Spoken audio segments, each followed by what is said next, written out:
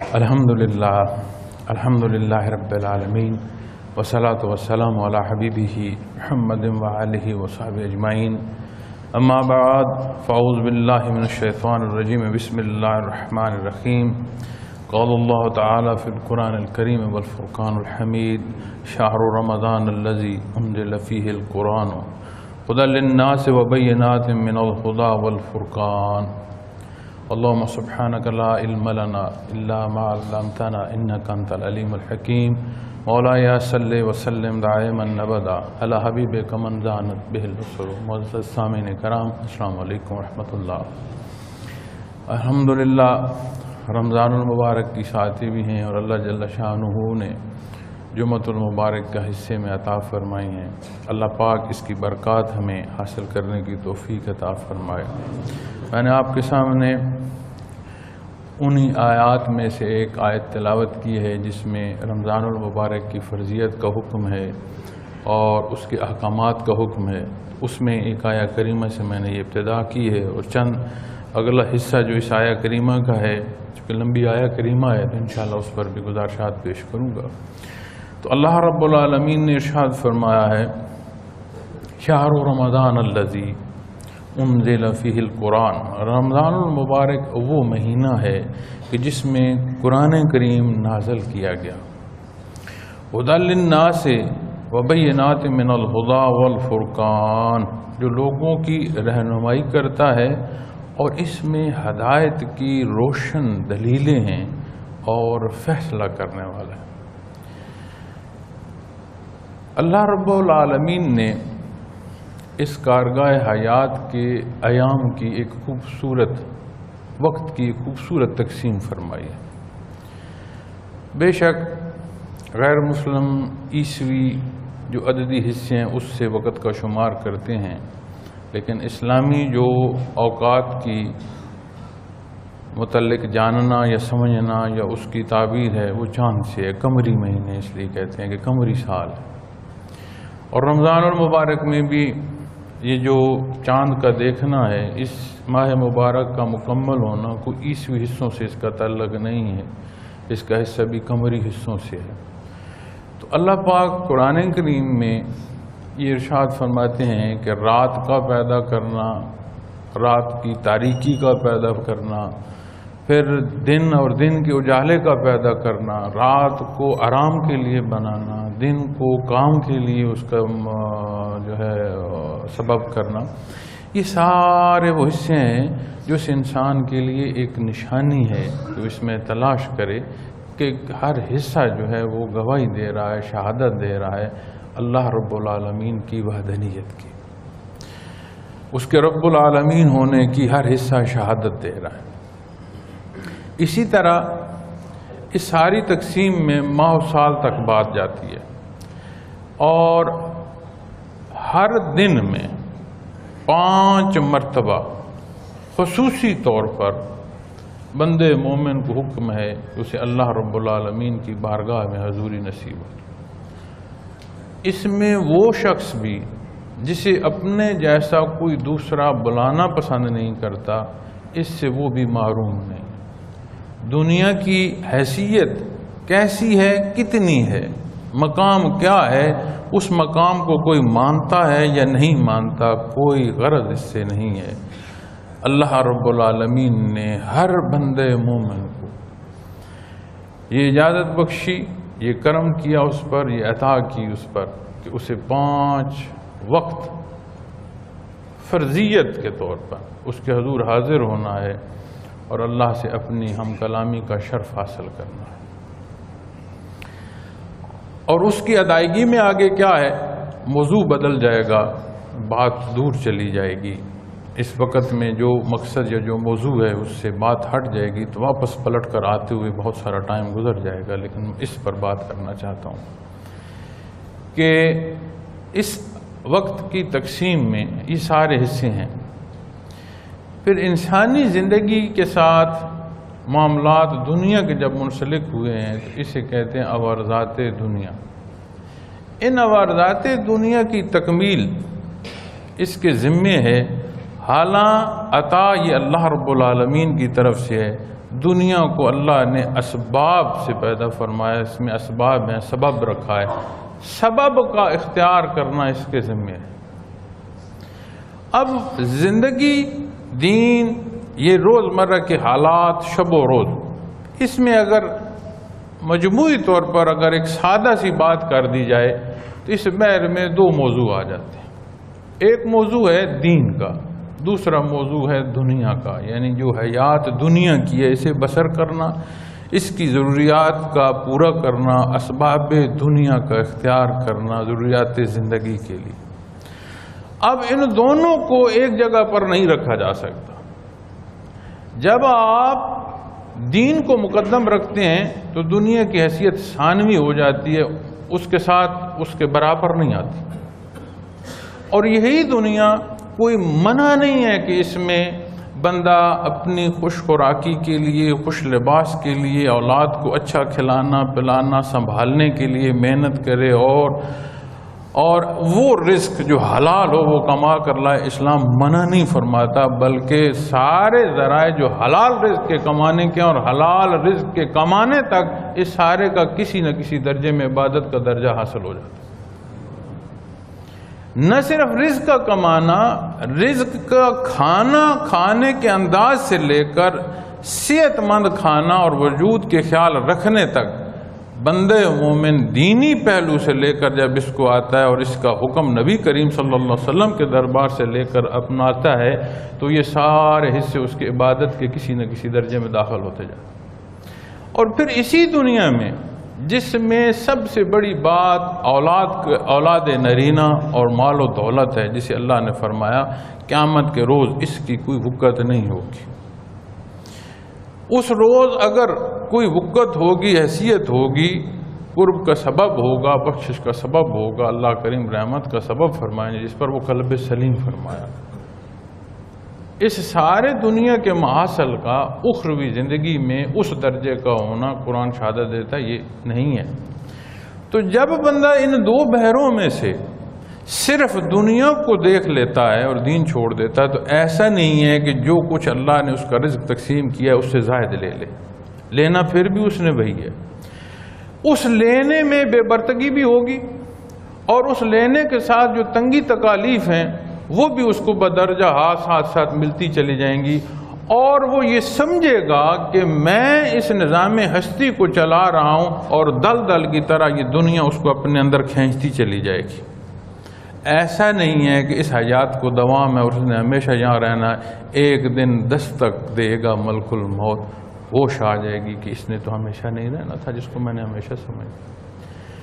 پھر اس سارے بحر میں جو مخاطب ہے جب اس کی طرف دیکھا جاتا ہے، جو مخاطب ہے انسان بشر، جو مخاطب ہے جب اس کی طرف دیکھا جائے، جس کے لیے اللہ رب العالمین نے قرآن کریم نازل فرمایا، اسے دیکھا جائے تو اللہ پاک ہی فرماتا ہے آسان تقویم، تخلیق کا نمونہ میں نے اسے پیدا فرمایا ہے، وجودی طور پر بھی اور اس کے اندر جو اللہ کریم نے استطاعت رکھی ہے استطاعتی طور پر بھی، یہ ایک نمونہ ہے تخلیق کے باری تعالیٰ کا۔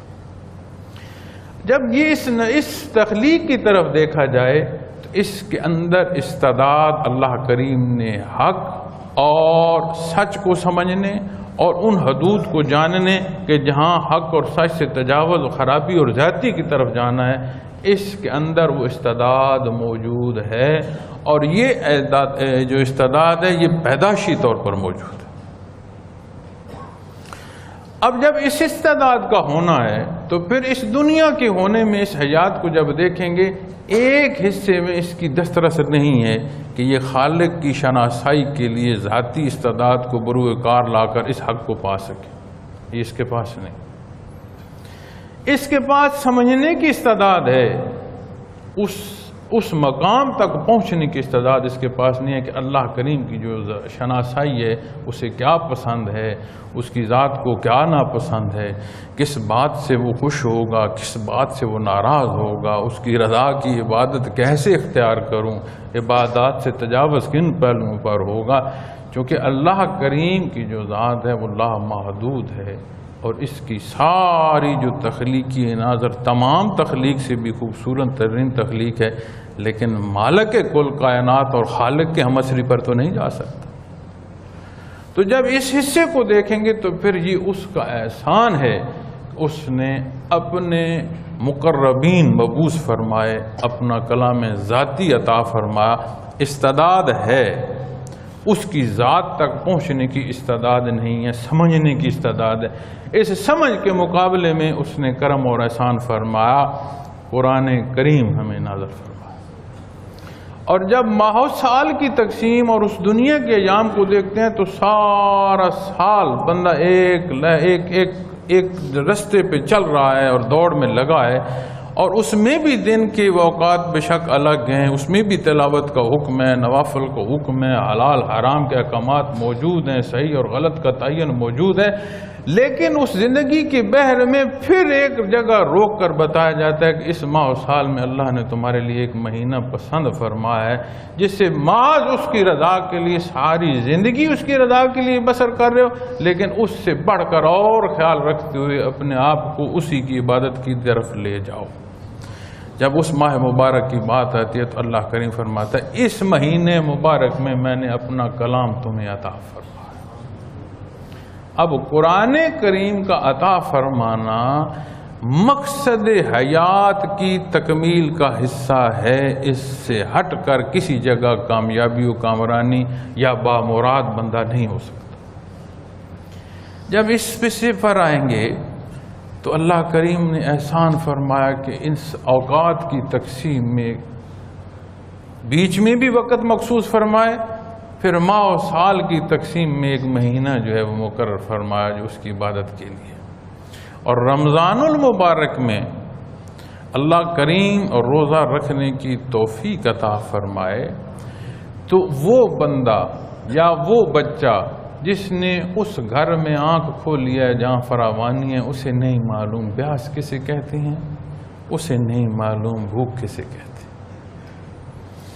اسے دنیاوی حصوں کے حوالے سے دیکھیں کہ روزے سے متعلق جو معمولات زندگی پر اثر پڑتا ہے اسے معلوم ہو جاتا ہے کہ بھوک ہو اور پیاس ہو تو بندے کی کیفیت کیسے ہوتی ہے۔ اسے بھی یہ درس مل جاتا ہے جو پیدائشی طور پر فراوانی دیکھتا ہے۔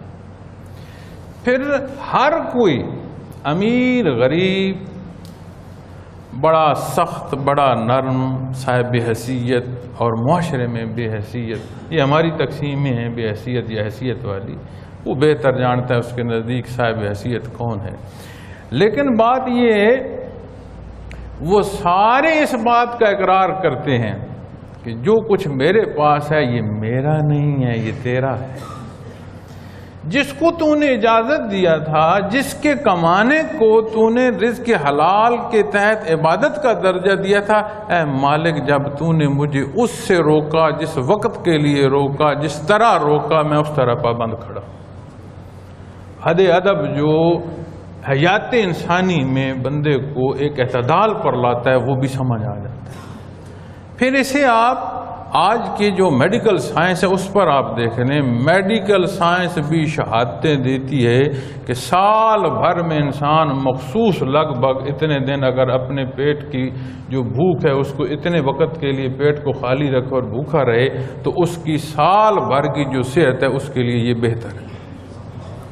اور دکھ کی بات یہ ہوتی ہے کہ جب کافروں کے لکھی ہوئی باتیں یا ان کی ہوئی تحقیق پر ہمارے مسلمان ثابت کر رہے ہوتے ہیں، دیکھا یہ کافر کہہ رہا ہے نبی صلی اللہ علیہ وسلم سچے ہیں، یہ کافر کہہ رہا ہے قرآن سچا ہے، یہاں ثابت ہو، اور میاں ہمیں کسی کے کہنے کسی کی تحقیق کی ضرورت نہیں ہے، ہمیں ایک بات کافی ہے کہ یہ محمد الرسول اللہ صلی اللہ علیہ وسلم نے فرما دیا۔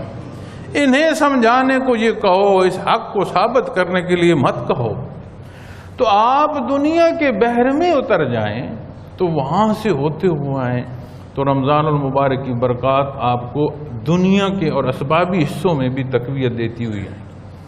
لیکن جب بحیثیت مسلمان اس مبارک مہینے کو آپ آ کر پاتے ہیں اور صدق کے دل سے اختیار کرتے ہیں تو اللہ رب العالمین اسی آیہ کریمہ میں ارشاد فرماتے ہیں جس میں روزے کی فرضیت لعلکم تتقون، کہ تمہیں وہ تعلق دیتی ہے، وہ عشق دیتی ہے، وہ بندگی دیتی ہے کہ تیرے لیے تیری چاہتیں مقدم نہیں رہتی۔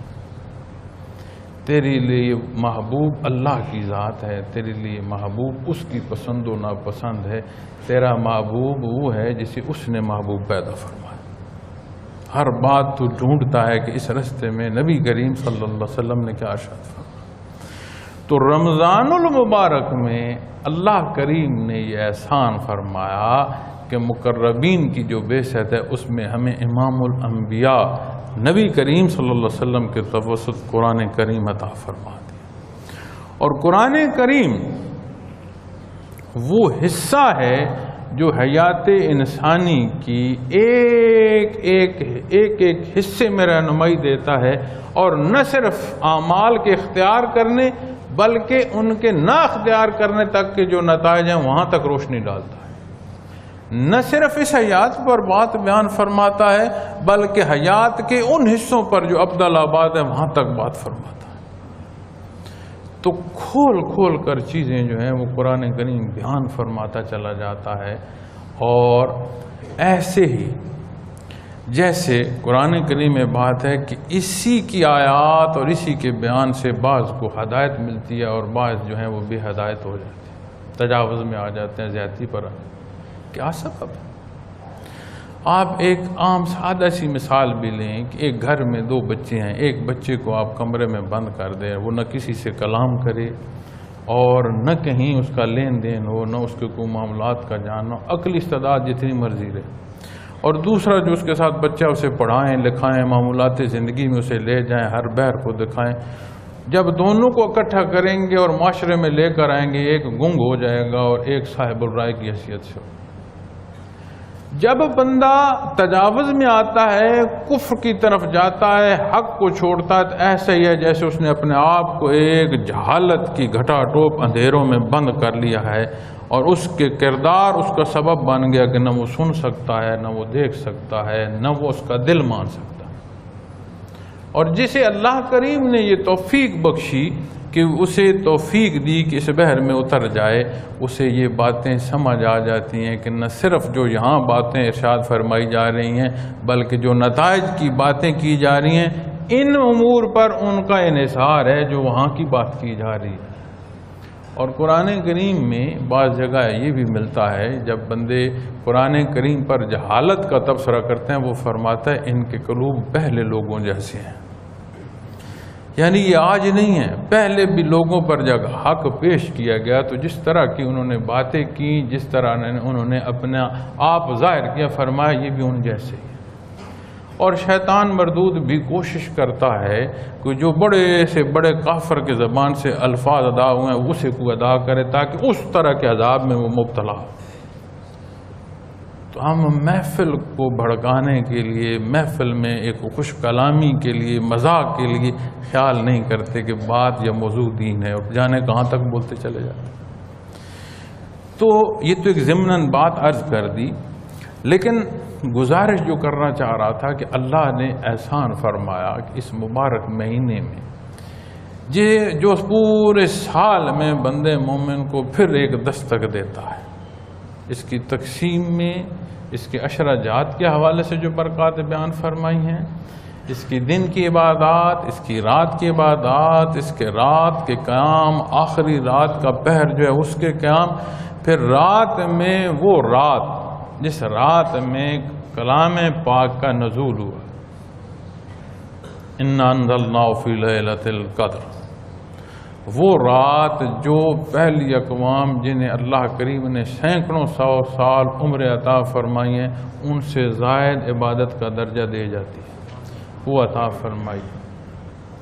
اب دیکھنے کی تو ضرورت یہ ہے کہ استعداد بھی ہے، کوئی ایسا پہلو نہیں ہے جو استعداد میں کمی کی طرف آئے، کوئی ایسا پہلو نہیں ہے جو اللہ رب العالمین نے حصے جو رہنمائی کیے ہیں اس میں کوئی نقطہ کم ہو، ہر چیز بہم موجود ہے، میں خود کہاں ہوں؟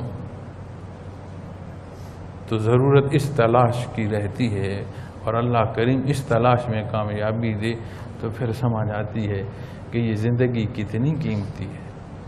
اس کے لمحات کو جو میں گواہ دیتا ہوں اور مجھ سے پوچھتے ہیں سنائیں کیا حال ہے، میں کہتا ہوں بڑا اچھا وقت گزر رہا ہے، پھر سمجھ آتی ہے یہ وقت محض گزارنے کا نہیں، اس کا ایک ایک لمحہ اور اس حیات کی ایک ایک سانس قیمتی ہے، یہ سمجھ نصیب ہو جائے تو بندہ اسے صرف کرتا ہے اللہ اور اس کے حبیب کے حکم کے تحت، اسے سمجھ آ جاتی ہے کہ پلٹ کر نہیں ہوگا۔ وہ تو پلٹ کر آنا کجا، جو لمحہ بیت گیا یہ بیتا ہوا لمحہ پلٹ کر نہیں آئے گا۔ اللہ یہ توفیق سمجھ کی اور یہ کیفیات عطا فرمائے۔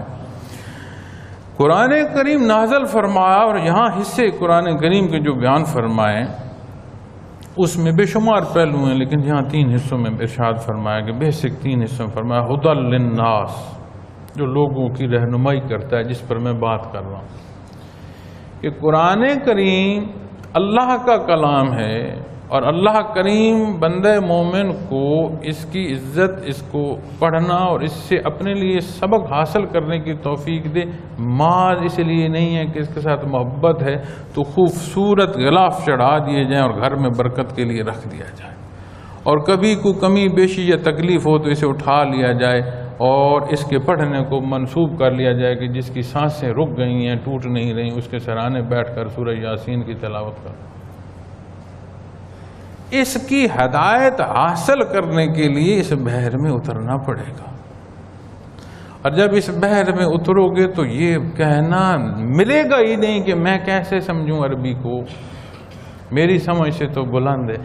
جس نے اس کلام کو نازل فرمایا اس نے ہی تمہیں اور مجھے پیدا فرمایا، وہ جانتا ہے تیری استطاعت کیا ہے، وہ جانتا ہے میری استطاعت کیا ہے۔ یہ قرآن کریم ہے اور کلام ذاتی ہے اور اس کا ہے جو مالک اور خالق ہے، جس نے ہمیں تخلیق فرمایا، وہ تمام حصوں سے واقف ہے۔ اسی لیے کہتے ہیں دین اسلام دین فطرت ہے، تمام فطری تقاضوں کو پورا فرماتا ہے، کہیں کسی جگہ تشنگی نہیں ہوتی۔ کوئی ہے جو اپنا سینہ کھول کر قرآن کریم کے سامنے رکھ دے، اپنے آپ کو قرآن کریم کے سامنے پیش کر دو، پھر کوئی مشکل نہیں رہتی، ساری مشکلات کا حل سمجھنے سے لے کر عمل تک نصیب ہوتا چلا جاتا ہے۔ جو فیصلہ ہماری طرف سے ہے نا وہاں کمزوری ہوتی ہے۔ آپ کوئی عمل بھی زندگی کا دیکھ لیں، کوئی عمل جو کمزور ہو اور جس میں اسلامی احکام سے تجاوز ہو اور اس کے تحت نہ آتا ہو، کوئی عمل دیکھ لیں اور صاحب عمل کے الفاظ سن لے، وہ کہے گا جی میں تو معافی چاہتا ہوں، ایسا نہیں کرنا چاہتا۔ اسے کہیں جس لمحے یہ الفاظ کہہ رہے اور ساتھ عمل بھی دہرا رہے ہو کمزوری کا، اپنے نیا خانے دل میں جھانک کر دیکھ لو، جو نہ کر رہے ہو اس میں کوئی حقیقت ہے یا دل میں کوئی چور ہے؟ جب وہ دل کا چور دل میں موجود ہوتا ہے تو جتنے ڈول پانی کے نکال دو کنویں کا پانی پاک نہیں ہوگا۔ یہ دعویٰ زبانی کلامی جو ہے وہ یہاں عمل نہیں ہوتا، اس پر اس سے کوئی حاصل نہیں ہوتا۔ یہاں صدق کے دل سے اپنے آپ کو جب پیش کیا جائے تو پھر قرآن کریم جو سمجھ دیتا ہے، جس دنیا کے لیے ہم دین کو چھوڑتے ہیں اس دنیا کا کوئی بحر لے ہو قرآن کریم کے سامنے۔ دنیا میں قریبی رشتے گھر کے ہیں، میاں بیوی کے معاملات میں تضاد آ جائے، اس کو قرآن کریم کے سپرد کر دو، دونوں خوش و خرم زندگی بسر کریں گے۔ باپ اور اولاد میں تلخی پیدا ہو جائے، بہن اور بھائیوں میں کسی معاملے پر سختی آ جائے، دوستوں کی دوستی میں سختی اور ایسی بات آ جائے کہ ناراضگی ہو جائے، آپ کسی رشتے سے اس کی ابتدا کریں اور معاشرے کے ہر رشتے اور معاشرے کے ہر حصے تک لے جائیں، کیونکہ معاشرہ انسانوں کے ہونے سے ہے اور جہاں انسان بستے ہیں اسے ہی معاشرہ کہتے ہیں۔ تو اس معاشرتی زندگی کے کسی پہلو تک لے جائیں، کوئی معاملہ پیش آ جائے اسے دین حق پر لے آئیں، قرآن کریم سے اس کا حل لے لیں۔ نہ کوئی کہے گا میں فاتح ہوں اور نہ کوئی کہے گا کہ میں مفتو ہوں، نہ کوئی کہے گا کہ مجھے زندہ آباد کے حصے مل گئے، نہ کوئی کہے گا کہ میرے لیے کسی نے مرد آباد کے حصے لے دیے۔ ہر کوئی مطمئن ہوگا، جو زائد ہوگا اسے بھی واپس لے آئے گا، جو کمزور ہوگا اسے بھی اپنی سطح تک پہنچا دے۔ آزما کر دیکھیں، دین اسلام کا کوئی کلیہ ایسا نہیں ہے جسے آپ عملی زندگی پر لاگو کریں اور اس میں وہ مساوات نہ لے آئے، اس میں وہ عدل نہ لے آئے. اور اعتدال وہ واحد حصہ ہے جو ساری حیات کو ایک مقررہ حدود کے تحت رکھتا ہے اور اس کو امن دیتا ہے. واحد اعتدال کے حصے کو ہٹا دیں. بہت طاقتور جو ملک ہیں اور نظام حکومت ہے اس میں سے اعتدال ہٹا دیں، اس کے اندر عدل نہ رہے، اسے اور کچھ کرنے کی ضرورت نہیں، وہ تباہ برباد ہو جائے. تو یہ وہ حصے ہیں دین اسلام کے جو آپ کو زندگی کے ہر پہلو میں تقویت دیتے ہیں، آسانی دیتے ہیں، سہولت دیتے ہیں. بے شمار جگہ سفر کا موقع ملتا ہے. تو ایک بیماری بہت عام ہے، اور یہ بیماری جو ہے جتنی حیثیت بڑھتی جاتی ہے نا، اتنے حصوں میں یہ بیماری میں نے زیادہ دیکھی ہے. اور وہ ممالک جو مغربی حصے ہیں جو دنیا کو لیڈ کر رہے ہیں، وہاں پر بسنے والے جو لوگ اور مسلمان لوگ ہیں ان میں بھی بے شمار دیکھے کہتے ہیں ہمیں ڈپریشن کا مرض ہے، ہمیں اگریشن کا مرض ہے کیا کچھ معلوم نہیں جی. یا رونا شروع کر دیتے ہیں یا جھگڑنا شروع کر دیتے ہیں. آپ یہاں کی زندگی کو دیکھ لیں. ہم تو بات کرتے ہیں نا جی کہ جی وہ کافر معاشرہ ہے اور یہ مسلمان معاشرہ ہے. آپ یہاں اس بات کو یہیں لے آئیں اور ڈھونڈیں. جتنے قریبی رشتے ہیں، جتنے قریبی تعلق ہیں، جہاں جہاں تک کاروباری تعلق ہے، ڈھونڈیں کتنے لوگ آپ کو مل جائیں گے جو زندگی میں مطمئن ہیں. اور اگر زندگی میں اطمینان نہیں ہے تو اس کا سبب کیا ہے؟ اللہ کریم نے زندگی، صحت، بیماری، حیثیت، ہر چیز مقرر فرما دی ہے. کوئی اپنے حصے سے زائد اس فضا سے سانس نہیں لے گا. حضرت رحمت اللہ تعالیٰ علیہ کے دوست تھے، ہمارے قریبی عزیز بھی تھے، لیکن ان کے ساتھ حضرت کی دوستی تھی. وقت نزا حضرت کو انہوں نے اپنے پاس بلایا. پرانی بات ہے، ہماری تو پیدائش سے بھی بہت پہلے کی بات ہے. تو آخر میں انہیں جب ہچکی سی آئی تو ان کی بیٹی نے ان کے منہ میں چمچ سے پانی ڈالا. ہچکی آئی، پانی گلے میں نہیں گیا، باہر گر گیا. تو اس نے مخاطب ہو کر بیٹی کو کہا بیٹا میں اپنے حصے کا کھا پی چکا ہوں، اب میرے منہ میں اور کچھ نہ ڈالو. سانس اکھڑ رہی ہے، چمچ پانی کا ڈالا ہے، وہ اپنے حصے سے زائد تھا، وہ گلے سے نیچے نہیں اترا. یہ الگ بات ہے کہ اللہ نے اسے ایمان کا کیا درجہ عطا فرمایا اور اس کی موت کو کیا کیفیت دی کہ وہ اس وقت بھی یہ جان رہا تھا، بول رہا تھا کہ میں اپنے حصے کا کھا پی چکا ہوں، مجھے تنگ نہ کرو، کلمہ خود بھی پڑھو اور مجھے بھی پڑھنے دو. اور یہ اس پر اللہ کا احسان تھا کہ وہ کلمہ پڑھتے ہوئے فوت ہوا. یہ ایک الگ بات ہے. لیکن بات جو موضوع ہے وہ حصے کی کر رہا ہوں. اپنے حصے سے زائد جب نہ کھا سکا، نہ پی سکا، نہ پہن سکا، نہ لا سکا، تو پھر یہ جھگڑا کیا ہے؟ تو سمجھ آتی ہے کہ ہمیں اعتراض ہے اللہ کی تقسیم پر. جب اللہ کی زمین میں، اس کی کائنات میں، اس کی تقسیم پر اعتراض ہوگا، یعنی میں اعتراض بھی سمجھا دیتا ہوں کہ کیا اعتراض ہے. مثلا میں صحت میری اس طرح ہے کہ میں ہاتھ میں میرے چھڑی ہوگی یا میں نے کسی کا سہارا لیا ہوگا، تو میں اسی دنیا میں رہنے والا بندہ ہوں، یہیں کی زمین پر چلا ہوں، یہیں پر سواریاں کی ہیں، پہاڑوں پر گیا ہوں، شکار کیے ہیں. تو وہ بھی ایک کیفیت دیکھی ہے، یہ بھی کیفیت دیکھا. تو آپ کا کیا خیال ہے کہ مجھے اچھا لگتا ہے، میں بڑا خوش ہوں کہ میں بیمار ہوں؟ وہ بھائی جس کو جو تنگی، جو تکلیف ہو، اس کے اثرات اس پر مرتب ہوتے ہیں. لیکن اس کو لے کر بیٹھ جاؤں اور گر جاؤں کہ ہائے میں بیمار ہوں اور میں ہی کیوں بیمار ہوں اور یہی زندگی تھی جو تو بیماری کی نظر ہو گئی، اس کا مطلب ہے کہ اللہ کی کائنات اور اس کی جہان میں نے ایک اپنا جہان آباد کر رکھا. ایک دنیا وہ ہے جو اللہ نے بنائی ہے، جس کے قانون وہ ہیں جو اس کے حکم کے تابع ہیں. ایک دنیا وہ ہے جو میں نے تخیلاتی طور پر بنا لی ہے اور اس میں وہ چیزیں ہیں جو میری چاہت کی ہیں، اور ہر عمل پر میری چاہت ٹوٹے گی، ہر عمل پر میری جو خواہشات ہیں وہ بکھرے گی. میں چاہوں گا مجھ جیسی صحت کسی کی نہ ہو، یہ نہیں ہوگا. میں چاہوں گا میری جتنی حیثیت کسی کی نہ ہو، یہ نہیں ہوگا۔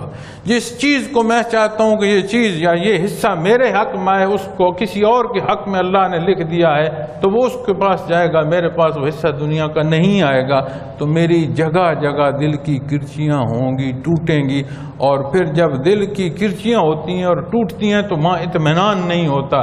یا بندہ اس طرح بیٹھ جاتا ہے کہ وہ سمجھتا ہے کہ سب کچھ جو ہے وہ ضائع ہو رہا ہے اور سب کچھ جو بہہ گیا ہے، یا وہ اس طرح تضاد میں آ جاتا ہے کہ وہ چھیننے پر آ جاتا ہے کہ نہیں، مجھے نہیں ملے کوئی دنیا کی دولت تو میں دوسرے کو بھی نہیں جینے دوں۔ دونوں صورتوں میں کمزوری اس کے اپنے اندر ہے کہ اسے اطمینان نہیں ہے کہ یہ تو تقسیم اللہ کی ہے، اس کی دنیا ہے، کس کو کتنا رزق دیا ہے، کس کو کتنی عزت دی ہے، کتنا مقام دیا ہے، کب تک دیا ہے، کن بیر اور کس سبب دیا، یہ ساری اس مالک کائنات کی تقسیم ہے۔ میرے پاس کیا ہے یہ اللہ نے میرے لیے اتنا پسند ہی فرمایا ہے، اور قرآن کریم فرماتا ہے کہ جو دینا ہے، جو لینا ہے، جو خوشی ہے، جو دکھ ہے، جو حیثیتیں ہیں، یہ ساری امتحان ہیں۔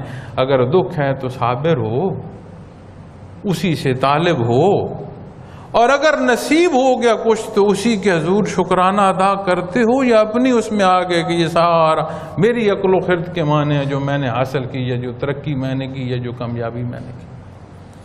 تو یہ وہ حصے ہیں جو ہم جس زندگی کے حصوں میں سے گزرتے ہوئے ذرا غور کر لیں تو سمجھ آتی ہے دین سے دوری جو ہے وہاں اطمینان نہیں ہو سکتا۔ اسی لیے تو اللہ کریم نے فرمایا نا کہ الا بذکر اللہ تطمئن القلوب۔ جب اپنے دلوں میں چوک اور چوراہے بنا دیے گئے ہیں اور طرح طرح کی عبادت خانے بنا دیے گئے ہیں، کبھی وہاں گھنٹیاں بج رہی ہیں، کبھی وہاں دیے جل رہے ہیں، کبھی کوئی گاڑیاں آ رہی ہیں، کبھی کوئی ہارن بج رہے ہیں، کبھی کوئی تلخی کر رہا ہے، کبھی کوئی کہہ کے لگا رہا ہے، کبھی دھواں ہے، کبھی اندھیرا ہے، کبھی کسی طرح کے ایک چوراہا ہے، آبادی کا چوراہا ہے جہاں تمام طرف سے تمام لوگوں نے گزرنا ہے، ایک شور و غوغا مچا ہوا ہے۔ وہاں کوئی کہے کہ یہاں پرسکون زندگی کیوں نہیں ہے، وہ بھائی میاں کیسے ہوگی؟ چوراہے میں بیٹھے ہو، تعمیر کرنی ہے تو کوئی اللہ کا گھر تعمیر کرو، یہ چوراہے کی صورت ختم ہو۔ کتنی جگہ ہیں جہاں تم سجدہ ریز ہو، ایک جگہ لے آؤ جس کو اللہ نے تمہارے لیے سجدے کے لیے پسند فرمایا۔ اس قلب میں ایک مسجد تعمیر کرو جو اس شور کو روک دے گی، اس میں اس کی یاد سے وابستہ ہو جاؤ جو تمہیں اطمینان وہ بخشے گا کہ زندگی کے ہر بحر میں تو خوش و خرم رہے گا۔ تجھے صحت آئی تو بھی تو شکرانے میں ہوگا، تجھے تکلیف آئی تو بھی تو اسی سے مدد مانگے گا اور صبر کرے گا، تیرے پاس کمی ہوگی تو فراوانی کے لیے اسی کے حضور بات کرے گا، تجھے کچھ نصیب ہوگا تو اسی کے حضور تو شکرانے کے نفل ادا کر رہا ہوگا۔ جب اپنے آپ کو بندگی کے بحر پر لے آؤ گے تو پھر اطمینان ہی ہوگا، اور ایسا اطمینان ہوگا کہ صاحب ایمان کی ٹوٹتی سانسوں اس کے چہرے کو دیکھ لو، اس وقت جو سختیوں کا وقت ہے اس وقت بھی وہ مطمئن یہاں سے جا رہا ہو۔ میں نے پہلے بھی ایک دفعہ عرض کیا تھا کہ حضرت رحمت اللہ تعالی علیہ کے وصال پر جو ان کے ذاتی ڈاکٹر تھے، انہوں نے بہت ان کے ساتھ عقیدت، کوئی پہلے تعلق نہیں تھا، ان کی مزاج، ان کی شخصیت، ان کے کلام کے ساتھ جتنی 2-4 دفعہ جو موقع ملا بات کرنے کا، وہ ان کے ساتھ اپنے بزرگوں کی طرح محبت کرتے تھے۔ اللہ ان کو اجر دے، بڑی محبت سے انہوں نے حضرت کی جو کیئر کی جہاں تک ضرورت۔ جب حضرت کا وصال ہوگا تو وہ مجھے کہہ رہے تھے، مجھے انہوں نے کہا مسجد میں بیٹھا ہوں، خانہ خدا میں بیٹھا ہوں، رمضان المبارک کا جمعۃ الوداع ہے، اللہ کے نام پر ممبر رسول پر بات کر رہا ہوں۔ مجھے انہوں نے کہا کہ اگر آپ محسوس نہ کریں تو حضرت کا وصال شام کو ہوا ہے، تو حالات، واقعات، سفر، لوگوں کا جنازے تک پہنچنا یہ ممکن نہیں ہے کہ آپ جلد جنازہ کر سکیں، آپ کو کل جنازہ کرنا پڑے۔ تو اگر آپ اجازت دیں اور آپ پسند کریں تو میں یہاں کوئی ایسی جگہ دیکھ لیتا ہوں جہاں موسم ٹھنڈا ہو، ایسا کمرہ جہاں پر جو بندے فوت ہو جائیں انہیں وقت کے لیے کچھ گزارنے کے لیے رکھا جاتا ہے، تو صبح آپ جب جنازہ طے ہو جائے تو پھر حضرت جی کے جو ہے وہ میت مبارک لے جائیے۔ میں ہنس پڑا، میں نے کہا ڈاکٹر صاحب بات یہ ہے، یہ تو موسم بھی شدید نہیں ہے، یہ وہ لوگ ہیں ان کی شدید موسم میں بھی ان کے وجودوں پر اثر نہیں پڑتا. تو ٹھنڈک اور خنکی تھی، آ گئے وہاں سے. رات گزری، مجبوری یہ تھی کہ احباب نے آنا تھا، جنازے کی جگہ، سفر، بے شمار ایسی چیزیں تھیں. پھر جمعۃ المبارک تھا، جمعے کی ادائیگی بھی تھی. لوگوں کے آنا اور جمعے کا پڑھنا اور حضرت کے جو جنازے میں شریک ہے، اس میں قدرے تھوڑا سا وقفہ رکھنا پڑا. تو جمعہ کی ادائیگی کے بعد جنازہ ہوا. پھر خواہش تھی کہ جلدی ہم دفن کر لیں، پھر لوگ دفن نہیں کرنے دے رہے تھے. تو مغرب کا لگ بھگ وقت تھا. تو حضرت کا جو خادم حضرت کے ساتھ ذمہ داری پر ہوتا تھا باہر ڈیرے پر، اس نے مجھے کہا کہ یہ چارپائی اٹھا کر انہوں نے جو رکھی تھی اس وقت، تو انہوں نے حضرت کا جو ڈولہ لگا تو حضرت کا سر سیدھے ہے، اس کا قبلہ رخ تھوڑا سا ہونا چاہیے. تو میں نے کہا آپ کر دیں. پھر جب ایسے وہ نہیں تھا دھیان ایسا کہ وہ کیا کہہ رہا ہے میں کیا کہہ رہا ہوں، جب کہہ چکا تو مجھے سمجھ آئی کہ اس نے مجھے کیا کہا. میں کہا ٹھہر جا. انہی ہاتھوں سے دوسرے دن مغرب کے وقت میں نے حضرت کے سر مبارک کو ایسے قبلہ رخ کیا. اتنا ہی مجھے ہاتھ ہلانا پڑا جتنا ایک زندہ بندے کی موجود کو حرکت دینی پڑی. ٹھنڈک تھی اور وہ وقت گزر جائے تو وجود اکڑ جاتا ہے. اس وقت بھی وجود اکڑا ہوا نہیں تھا. وہاں سے دفن کرنے کے لیے لاد میں اتارنے کے لیے جب لے کر آئے، پھر ضرورت پیش آئی کہ یہ جو چارپائی کا ڈولہ لگتا ہے اس سے گردن ہل جاتی ہے، قبر میں رکھ کر دیکھ لیں کہ ہم نے دوبارہ ٹھیک رکھا کہ نہیں رکھا.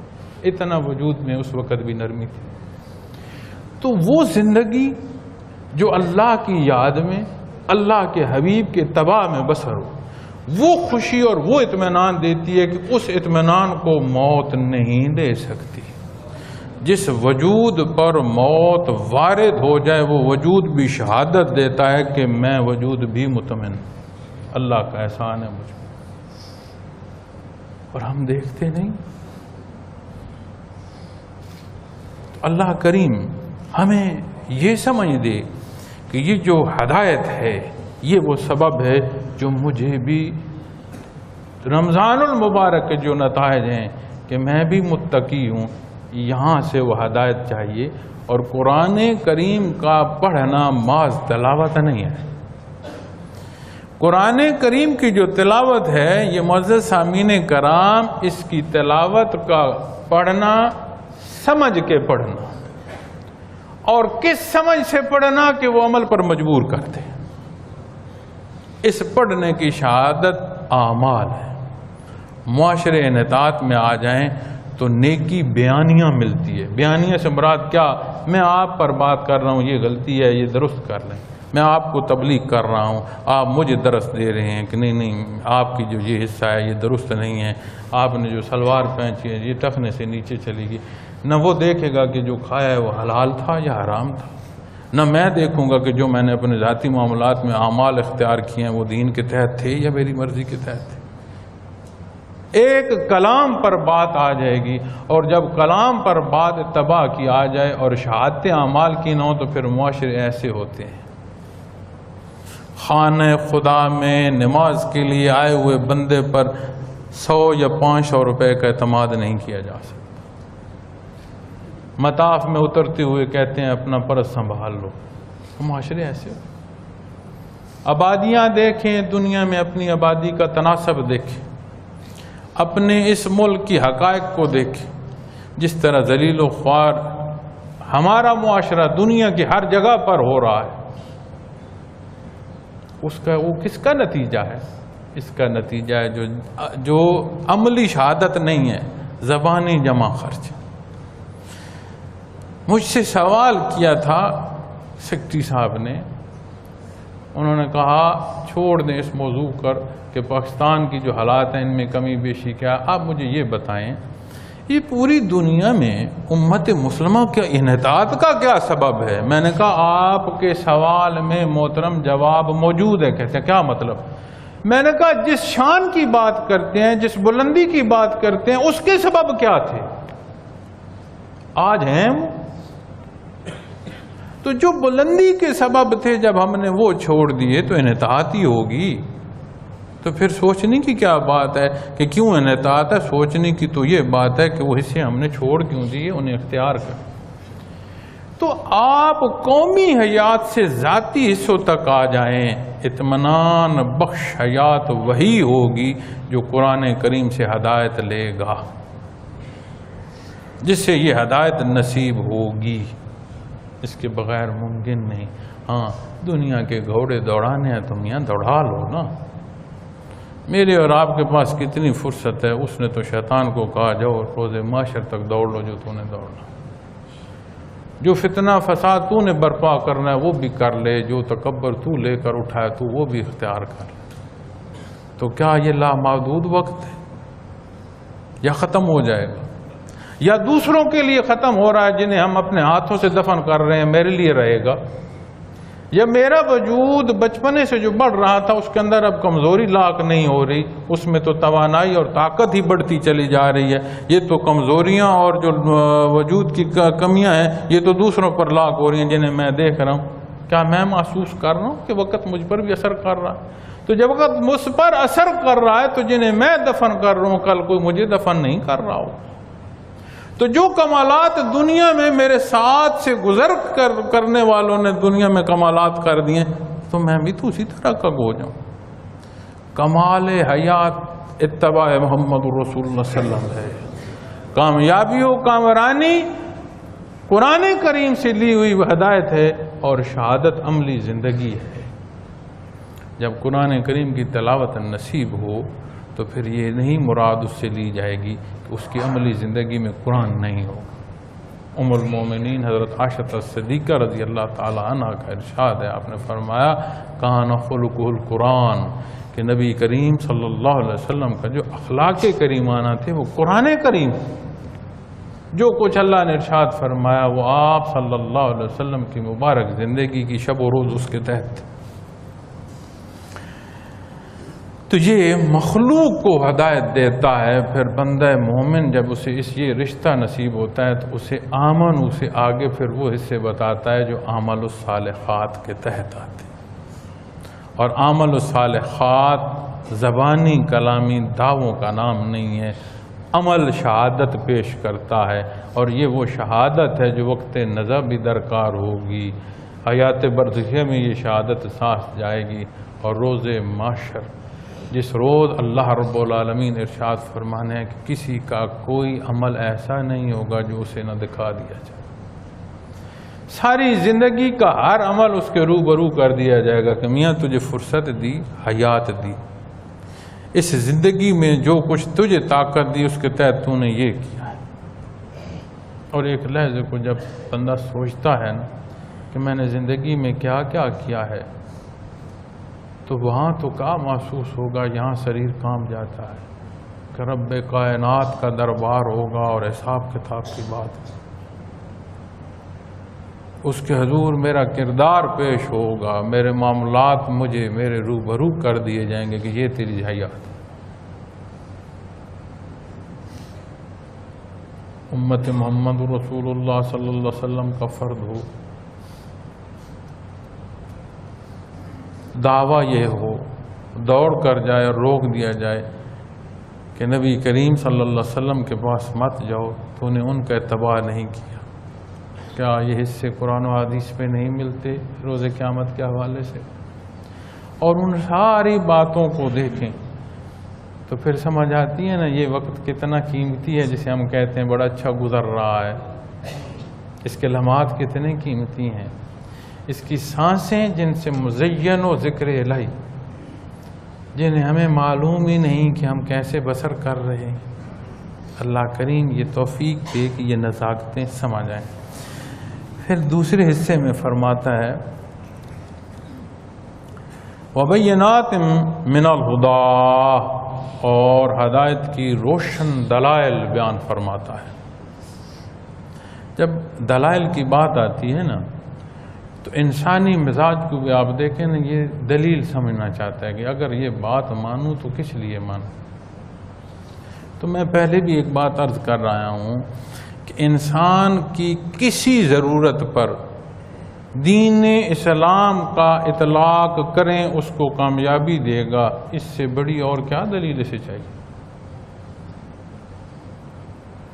دنیا کے ماخذ میں بات کرتے ہیں کہ زر، زن، زمین، تین زے پر بات کرتے ہیں. بے شمار دنیا کے جو فکریں ہیں وہ معاذ گفتگو کی ایک وہ زیر و بہم ہے، لیکن اسی کو لے لیں.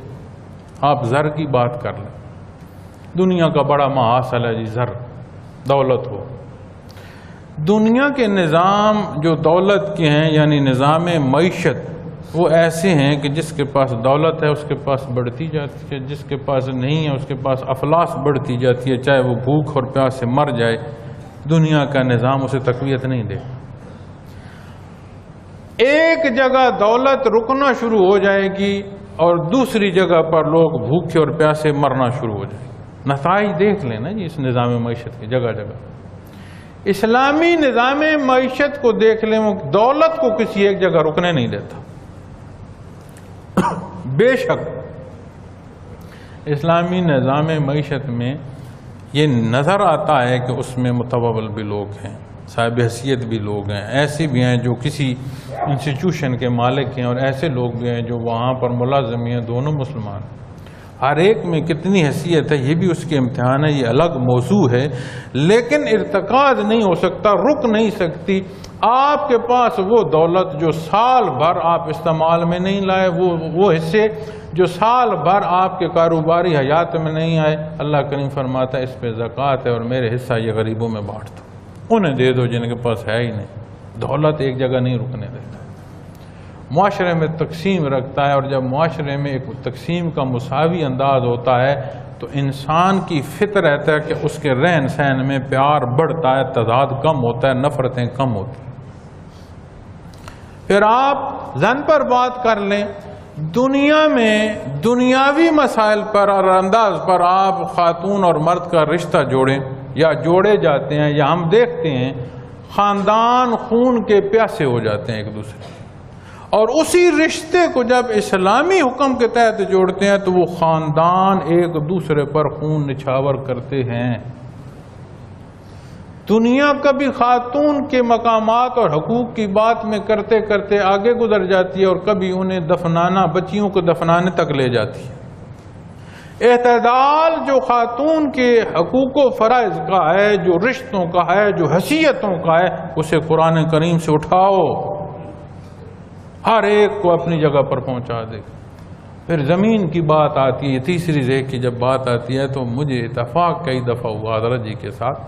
جب میں آپ کے ساتھ جاتا، اکثر ساتھ ہوتا، میری تو زندگی کا محور تھی آپ کی ذات، میرے تو معاملات ہی سارے آپ کے متعلق تھے، آپ کے حکم کی تابعداری میں تھے. تو کسی نے سوال کیا حضرت یہاں آپ کی زمین کہاں ہے؟ تو انہوں نے فرمایا یہ میری زمین. انہوں نے فرمایا یہ ساری اللہ کی زمین ہے. اس نے پوچھا حضرت یہ آپ کی زمین؟ ان کا یہ ساری اللہ کی زمین ہے. یار بتا تو رہا ہوں. فرماتے تھے ہم سے پہلے کتنے مالک آئے ہوں گے جو یہ کہتے تھے یہ میری زمین ہے. آج ہم ہیں، جانے ہمارے بعد کون کہے گا یہ میری زمین ہے. تو یہ درست نہیں ہے کہ زمین اس کی ہے جو اس کا مالک حقیقی ہے. تو جتنا بڑا بھی زمیندار ہو، جتنا بڑا بھی زمیندار ہو، اسے وراثت کا قانون جو اسلام دیتا ہے اس پر لاگو کریں. تیسری نسل پر آ کر بمشکل ضرورت پوری ہوگی، ساتھ زمین خریدنی پڑے. وراثت کے تحت تقسیم کر دیں، ہر ایک کو اس کا حصہ دے دیتا. تو جن حصوں کو دنیا کا محاصل اور دنیا کا بہت اعلیٰ سمجھا جاتا ہے اور دنیا کا نچوڑ سمجھا جاتا ہے، ان حصوں کو بھی اسلام پر آ کر لے آؤ، اس میں بھی اعتدال پیدا فرما دے گا، کوئی کمی بیشی نہیں چھوڑے. اور وہ کیفیت جب بندہ مال سے زکوٰۃ دیتا ہوا وجود پر آتا ہے تو نبی کریم صلی اللہ علیہ وسلم کا فرمان ہے کہ جو وجود کی زکوٰۃ ہے وہ روزہ ہے. جب بندہ وجود کی زکوٰۃ دے رہا ہوتا ہے نا تو اس سے متقی کی کیفیت نصیب ہوتی ہے. اور جب متقی کی کیفیت نصیب ہوتی ہے تو یہ کیفیات جو میں آپ کے سامنے عرض کر رہا ہوں یہ بیان نہیں کرنی پڑتی، سنانی نہیں پڑتی. محسوس کرتا چلا جاتا ہے. یہ ایمان کی کیفیت ہے، صاحب ایمان پر وارد ہونا شروع ہو جاتی. تو قرآن کریم میں اس کے ساتھ جو اقوام عالم کے دلائل ہیں وہ بھی ہیں. جس وقت میں سوال ہو رہا تھا اس وقت کے جواب بھی ہیں. جو لوگوں کی کیفیات اور حالات، مزاج، اس پر قرآن کریم نے ارشاد فرمایا ہے. اور وہ اقوام جن کے بارے میں تاریخی حقائق معدوم ہو چکے تھے، غیب ہو چکے تھے، وہ غیب کے حصے بھی بیان فرمائے. اور وہ اقوام اور وہ واقعات جن کی قصے لوگوں میں تھے اور درست نہ تھے، ان پر بھی روشنی ڈالی اور ایک ایک حصہ واضح بیان فرمایا اور محض واقعہ نہیں بیان فرمایا. اس کی حقیقت واقعاتی وہ بیان فرمائی جس پر وہ عوامل صادر ہوئے، وہ نتائج مرتب ہوئے. کسی قوم کی کامیابی تھی تو کس سبب تھی، اور جو ناکامی تھی وہ کس سبب تھی. تھے وہ بھی اسی طرح صاحب استعداد جس طرح آج میں اور آپ ہیں، اور اللہ نے ان کی استعداد کے مطابق انہیں بھی حکم عطا فرمائے دے، اور اپنے برگزیدہ ہستیاں ان میں بھی مبعوث فرمائی تھیں کہ جنہوں نے انہیں حق اور نا حق میں تفریق بتائی تھی. لیکن انہوں نے کیا عمل اختیار کیا، پھر اس کے کیا نتائج ہوئے. تو یہ وہ دلائل ہیں، اور دلائل ایسے ہیں کہ صرف ایمانی حصوں نہیں، آپ عقلی حصوں پر ان کا اطلاق کر لیں، سمجھ آ جاتی ہے. قرآن کریم فرماتا ہے نا، اللہ کریم آیات کھول کھول کر بیان فرماتے ہیں، واضح کر دیتے ہیں، کسی بات میں کوئی کمی نہیں رکھتے. یہی قرآن فرماتا ہے نا کہ اللہ کریم کو مچھر کی مثال بیان کرتے ہوئے بھی یہ ہے کہ یہ بات واضح ہو. اس میں یہ نہیں ہے کہ یہ مثال مچھر کی ہے. بات کو دیکھو، اس کی وضاحت میں اگر مچھر کی مثال دینی پڑے تو اللہ کریم وہ بھی دے دیتے. اور اتنا تکرار ہے اخروی حیات کا، اتنا تکرار ہے دنیا کی ناکامی کا، سمجھ آتا ہے کہ وہ بارگاہ عزتی کتنا کرم فرما رہی ہے کہ بار بار ارشاد فرما رہی ہے ایک وقت آئے گا پھر تیرے پاس فرصت نہیں. چھوڑ دیں کون کیا ہے، سب جانیں اور ان کا مالک جانے. مجھے قرآن کریم کیا مخاطب فرما رہا ہے، میں کہاں کھڑا ہوں. سال بھر کے بعد ایام معدودہ، قرآن فرماتا ہے یہ معدود دن ہے، اس نے تو یہ مجھے عطا فرمایا، میں اس میں کہاں کھڑا ہوں. کیا میرے ایمان میں اتنی کی بھی مضبوطی نہیں آئی کہ اگلے سال رمضان المبارک تک میں یہاں تو کھڑا رہوں، پھر رمضان المبارک میں یہاں سے میں اور آگے اللہ کے قرب میں ترقی کر سکوں. اللہ تو باتیں میں کرتے کرتے آیت کے 2 حصے بیان کیے ہیں. ابھی صرف آیت کے پہلی لائن کے 2 حصے بیان کیے ہیں. میں اپنی بات کو سمیٹتا ہوں، اپنے جو موضوع ہے اسی کو سمیٹتا ہوا آتا ہوں. ٹائم بہت تھوڑا رہ گیا، بلکہ ٹائم تو مکمل ہوگا، لیکن 2-4 منٹ میں آپ کے لوں گا. تو میں بات کو سمیٹتے ہوئے عرض کرتا ہوں کہ بے شمار دلائل ہیں جو قرآن کریم میں موجود ہیں. اسے پڑھیے، سمجھ کے پڑھیے، اور اس کی سمجھ کا اطلاق اعمال اور معاملات میں کریں. فرمایا والفرقان، فیصلہ کرنے والا ہے، غلط اور صحیح اس کا تعین اس طرح کر دیتا ہے کہ کوئی آمیزش نہیں رہتی. ہم اپنے آپ کو دھوکے میں رکھی رکھیں تو ہم رکھی رکھیں. قرآن کریم جب بیان فرماتا ہے تو غلط اور صحیح کو اتنا واضح اس میں فرق دے دیتا ہے. تو اللہ کریم نے اسے فرمایا فرقان، اسی لیے فرقان حمید کہتے ہیں کہ نیکی اور بدی میں فرق کر دیتا ہے، فیصلہ فرما دیتا ہے، حتمی بات کر دیتا ہے. یہ غلط، اس میں کوئی مشکوک بات نہیں ہوتی، شک نہیں ہوتا، کر دیتا ہے فیصلہ. پھر اگلے حصے میں فرمایا فمن شاہد منکم الشہر فلیصمہ، سو جو تم میں سے اس مبارک مہینے کو پائے تو اسے چاہیے کہ اس کے روزے رکھے. اب ہمارا بھی حال ہے، کل شام کو دیکھ لیجئے، جو کل شام گزر گئی ہے، جب کمیٹی چاند کے دیکھنے کو بیٹھی تھی اور ہم ایک دوسرے سے پوچھ رہے تھے کہ کل روزہ ہوگا یا عید ہوگی. اس وقت کی کیفیت کو دیکھ لیں کہ یہ جو پورا مہینہ میں نے روزے رکھ کر لایا ہوں، اس ایک دن کے روزہ رکھنے اور ایک دن کے روزے کی رخصت پر میری کیفیت کیا تھی، چھوڑ دیں کوئی کیا کہتا ہے۔ میں تو جانتا ہوں نا جی میری کیفیت کیا ہے، آپ نہیں نہ جانتے، وہ بھی جانتا ہے جس کے حکم پر رکھا گیا ہے۔ دیکھ لینا میں نے کیا سوچا اور اس کے حضور میری سوچ کیا تھی، یہاں سمجھ آ جائے گی کہ اس رمضان المبارک کے پورے مہینے میں جو میں نے روزے رکھے اس میں میں نے کیا کیفیت پائی، کہ 29 اور 30 میں جو تڑپ تھی محبت کی تھی یا تنگی کی تھی، ایسے ہلا کر دیکھ لیں سمجھ آ جائے۔ تو روزے رکھے، پھر فرمایا وَمَنْ كَانَ مَرِيضًا أَوْ عَلَىٰ سَفَرٍ فَعِدَّةٌ مِّنْ أَيَّامٍ أُخَرَ، اور جو بیمار ہو یا مسافر ہو تو وہ دوسرے دنوں میں گنتی پوری کر لے، یعنی جسے عذر شرعی جس کے پاس ہو روزہ چھوڑنے کا وہ تو چھوڑ سکتا ہے، لیکن فرمایا رمضان میں کوئی عذر پیش آ گیا تو غیر رمضان میں پورا کر لو، یہ عدد پورا کر لو، اس ماہ مبارک کا جو حکم ہے اس حکم کے تحت آ جاؤ۔ عذر ہمارا، مسئلہ ہمارا، وجود اس کا دیا ہوا، یہ بات سنتے آئیے گا، وجود اس کا دیا ہوا، دنیا اس کی، دنیا کے رزق کا مالک وہ، حساب کتاب کے دن کا مالک وہ، اور جو عطا فرمانا ہے وہ بھی اس نے فرمانا ہے، ہمارا میرا آپ کا کچھ ہے نہیں، فرمایا اس میں تجھے کوئی تکلیف ہے چھوڑ دے۔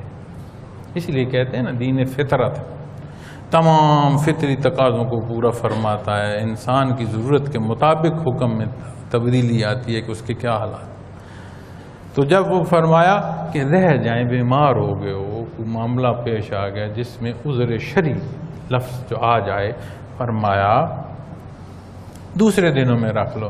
اب غیر رمضان جو ہے وہ رمضان تو نہیں ہوگا، اس کی برکتیں تو نہیں ہوں گی، لیکن فرمایا تاکہ تو حکم کی تکمیل میں داخل ہو جائے، جب شمار پورا کر لے تو یہ برکات حکم کی تکمیل کی تو نصیب ہو جائے۔ اللہ یرید اللہ بکم اليسر ولا یرید بکم العسر، فرمایا اللہ تمہارے لیے آسانی چاہتے ہیں اور تمہارے لیے دشواری نہیں چاہتے، کہ تو بیمار ہے تو اسے نہیں معلوم کہ تو بیمار ہے، جس نے تجھے پیدا کیا اسے نہیں معلوم کہ تیرے وجود میں استطاعت کتنی ہے، جب تو تھا نہیں وہ تو تب جانتا تھا، جسے پیدا فرمانا ہے اس کے اندر یہ عذر ہوگا، یہ کمی ہوگی، اسے یہ تکلیف ہوگی، اسے یہ ماجرا پیش آئے گا۔ اور لوح محفوظ پر سیکریٹریٹ کیا ہے لکھا ہوا ہے، سدرۃ المنتہا پر جو سیکریٹریٹ کی بات ہوتی ہے، جو حضرت لفظ بولتے تھے، فرماتے تھے دنیا کا نظم و نسق وہاں سے چلتا ہے، وہاں کیا لکھ دیا گیا ہے۔ اب اپنی زندگی کے معاملات میں دیکھ لیں تو جس زندگی کے بحر کو ہم اختیار کر رہے ہیں وہ چاہنا ہمارا ہے، جو تقدیر میں لکھ دیا گیا ہے وہ لکھ دیا ہے، جو اللہ کی ذات علیم ہے وہ جانتا ہے یہ کیا چاہے گا۔ اگر اس چاہے پر بندہ پابند ہو تو جو قاتل ہے پھر اس کی ضائع موت کیوں ہے، اسے تو اجر اور ثواب ملنا چاہیے۔ لکھا تھا قتل کرنا، اس نے کر دیا، نہیں بھائی، لکھا اللہ کے علم سے ہے کہ یہ کرے گا، جب تو وہ عمل کرتا ہے تو تیرے حصے میں اب تو خود لکھ رہا ہے، اور دونوں لکھے ہم جیسے ہیں، اس لیے کہ اس کی ذات علیم ہے، رب العالمین ہے، وہ جانتا ہے۔ تو اس نے فرمایا کہ جس نے تجھے پیدا کیا وہ تیرے واردات بھی تو جانتا ہے، تیری حدیں بھی تو جانتا ہے۔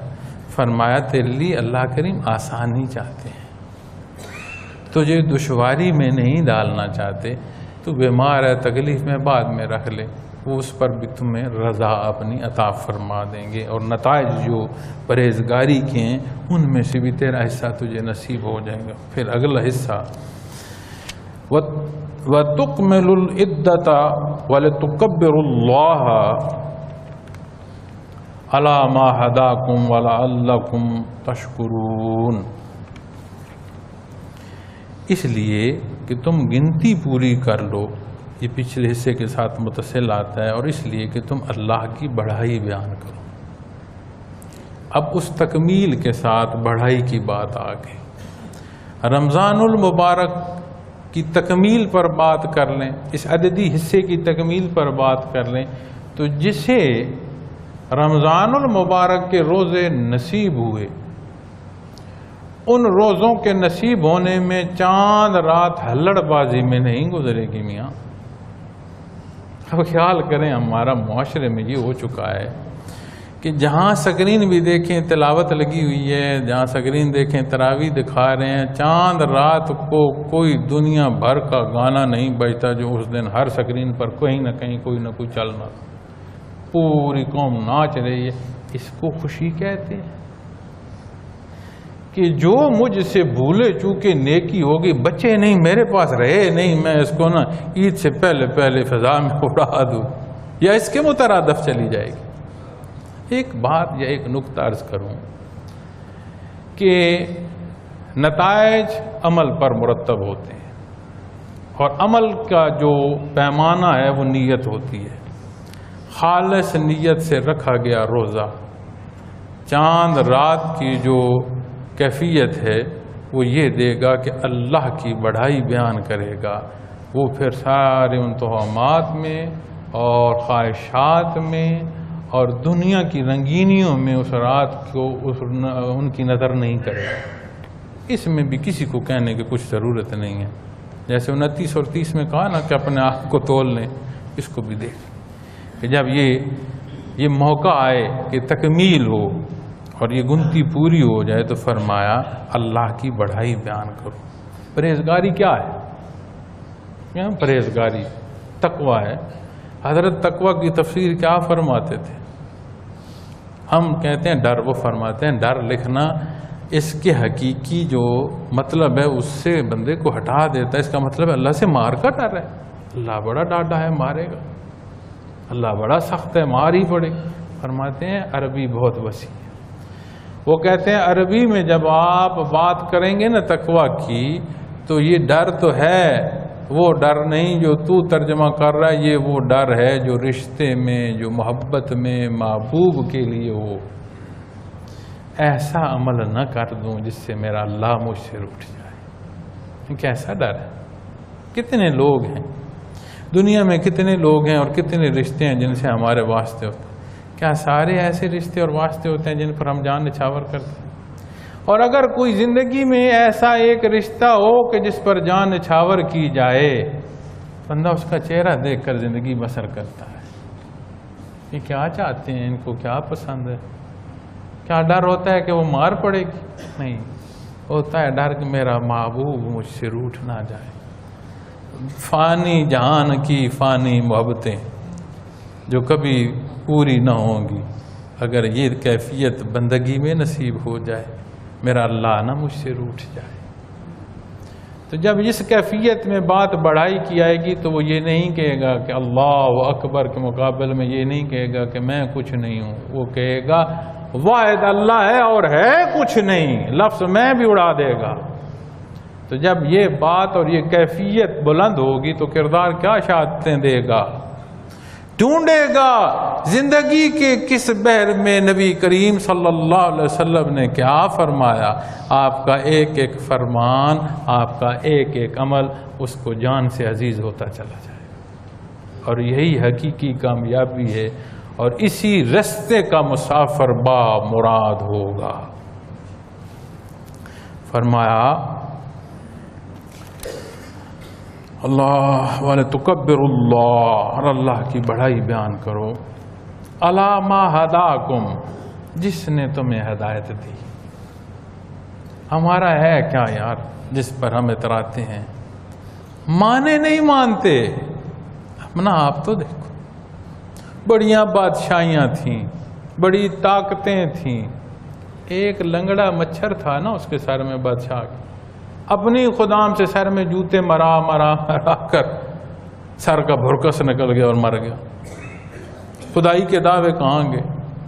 کسی کو کیا کہنا، چھوڑ دو بھائی، اپنا آپ دیکھتے ہیں۔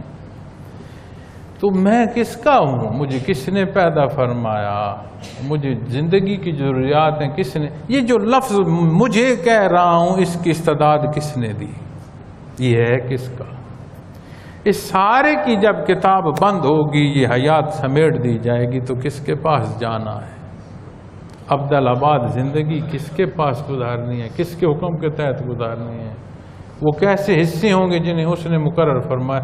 ایک ایک بات بیان نہیں فرما دی گئی۔ دوزخ کے داروغے جب کفار کو دیکھیں گے نا آتے دوزخ میں بھیجے جائیں گے نا، تو اپنے اپنے جس طرح کی سزا ہوگی وہاں سے لوگ دوزخ میں جا رہے ہوں گے، تو وہ پوچھیں گے تمہیں اللہ نے دنیا میں ڈرانے والا کوئی نہیں بھیجا تھا؟ بتانے والا کوئی نہیں بھیجا تھا؟ کہیں گے بھیجا تھا، ہم نے نہیں مانا۔ اے کاش آج ہمیں ایسی موت آ جائے کہ ہم ختم ہی ہو جائیں۔ آج وہ موقع ہے، اس کا کرم اور احسان ہے کہ یہ تسلسل جاری ہے۔ تو ہدایت بھی اس کی دی ہوئی ہے۔ یہ جب عبادات میں آتے ہیں نا تو آپ خیال کریں کتنے ہم کمزور لوگ ہیں، کتابیں ہم لکھ لیتے ہیں، اتنے نفافل میں نے پڑھے ہیں اس رمضان المبارک، اتنے ختم کیے ہیں، جگہ جگہ اعلان کرتے پھر رہے ہوتے ہیں، اتنی عبادات کی ہیں میں نے درود شریف کی اتنے بار میں نے تسبیح پڑھ لی۔ جنہیں سنا رہے ہیں ہم ان کے لیے پڑھ رہے ہیں، جس کی رضا کے لیے پڑھ رہے ہیں وہ جانتا ہے۔ جب عبادات کا اعلان کیا جاتا ہے تو اس اعلان کو خریدنا نفس کی کسی نہ کسی کونے میں تشفی کا سبب ہو رہا ہوگا، اس کا نفس تقویت پا رہا ہوگا۔ اس کا مطلب ہے میں عبادات اپنی خواہشات کو کر رہا ہوں۔ اللہ کی عبادت اس لیے کی جا رہی ہے کہ اللہ عبادت کے لائق ہیں، میں اس لیے عبادت کر رہا ہوں کہ اس نے مجھے عبادت کے لیے پیدا فرمایا ہے۔ اس طرح عبادت اس لیے کر رہا ہوں کہ یہ ساری تعلیم مجھے نصیب ہوئی ہے محمد الرسول اللہ صلی اللہ علیہ وسلم سے۔ بڑی آسان سادہ بات ہو جاتی ہے جس میں کوئی ایسا حصہ نہیں آتا کہ جس میں کوئی کمی بیشی۔ پھر فرمایا وَلَعَلَّكُمْ تَشْكُرُونَ، اور تاکہ تم شکر ادا کر سکو، اس قابل ہو جاؤ کہ تجھے جو کچھ دے دیا ہے یہی تمہیں سمجھ آ جائے تو تیرا سر سجدہ شکر سے نہیں اٹھے گا، اور چاہ جائے کہ یہ سمجھ آ جائے کہ اس نے مجھے اپنی محبت اور اپنی عبادت کو پیدا کیا۔ بہت بڑا احسان ہے، اللہ نے اپنی عبادت کو پسند فرمایا۔ حضرت فرمایا کرتے تھے کہ بادشاہ کسی کو سوال ڈالتا ہے نا وہ تنگی محسوس نہیں کرتا، پورے بزم میں فخر کرتا ہے کہ اس پوری بزم میں بادشاہ نے مجھے بلا کر کوئی سوال کہا ہے۔ تو وہ بادشاہ بھی انسان جسے سوال دیا، وہ بھی انسان، وہ بزم بھی انسانوں کی، اور ہمیں اس نے تمام مخلوق نے اپنی عبادت کو پیدا فرمایا، اس کا احسان عظیم ہے۔ اللہ کریم رمضان المبارک کی یہ برکات ہمیں عطا فرمائے کہ یہ سمجھ۔ پھر اظہار تشکر کی جب بات آئے گی، خوشی کی بھی بات آئے گی۔ نبی کریم صلی اللہ علیہ وسلم مدینہ منورہ جب تشریف لے گئے تو حضرت انس رضی اللہ تعالیٰ عنہ سے مروی ہے، آپ نے فرمایا کہ 2 دن وہاں سال میں خوشی منائی جاتی۔ تو آپ سے عرض کی گئی کہ عہد جہالت سے یہی آ رہا ہے کہ یہ 2 دن خوشی منائی جاتی ہے، تو آپ صلی اللہ علیہ وسلم نے فرمایا کہ اسے رہنے دو، اللہ کریم نے 2 عیدین تمہیں خوشی کے دن عطا فرمائے، اس میں خوشی کرو۔ عید کی خوشی کے لیے اپنی حیثیت کے مطابق تیار ہونا، اپنی حیثیت کے مطابق پکانا، اور دوسروں کے لیے خوشی کا سبب کرنا۔ اور عید کے دن کو دیکھیں کہ سب سے پہلے جو تیار ہو کر بندہ آتا ہے 2 گانا ادا کرتا ہے۔ ابتدا خوشی کی اس کی شکر گزاری سے کرتا ہے، پھر مسافر پلٹتے ہیں، کاروباری حیات اور اس کی زندگی کے مصارف میں پھنسے ہوئے لوگ وقت نکال کر آتے ہیں، جن گھروں میں جھگڑے ہوتے ہیں وہاں راضی نامے کیے جاتے ہیں، جہاں فوتگیاں ہوں وہاں لوگ افسوس کو جاتے ہیں، جہاں خوشیاں ہو گئی ہوں ان کے پیچھے وہاں وہ جاتے ہیں مبارکبادیں دیں۔ ایک ایسا دن آتا ہے جو عمومی حیات سے نکال کر بندے کو خوشی کی لہر ایسی دیتا ہے جو ہر ایک میں دوڑ رہی ہوتی ہے، اور وہ خوشی ہو نہیں سکتی کہ سارا معاشرہ غم اور دکھ میں مبتلا ہو اور بیچ میں ایک بندہ ہنس رہا ہو۔ یہ کیسے ممکن ہے؟ ہر بندہ پھر اپنی حیثیت سے کوشش کرتا ہے کہ وہ دوسری کے لیے خوشی کا سبب ہو، اور اس خوشی کا بہم منانا، اس خوشی کا بہم ایک دوسرے کے لیے بہتر کی ترتیب کرنا اللہ کریم نے اسے پسند فرمایا ہے، نبی کریم صلی اللہ علیہ وسلم نے اسے منایا ہے۔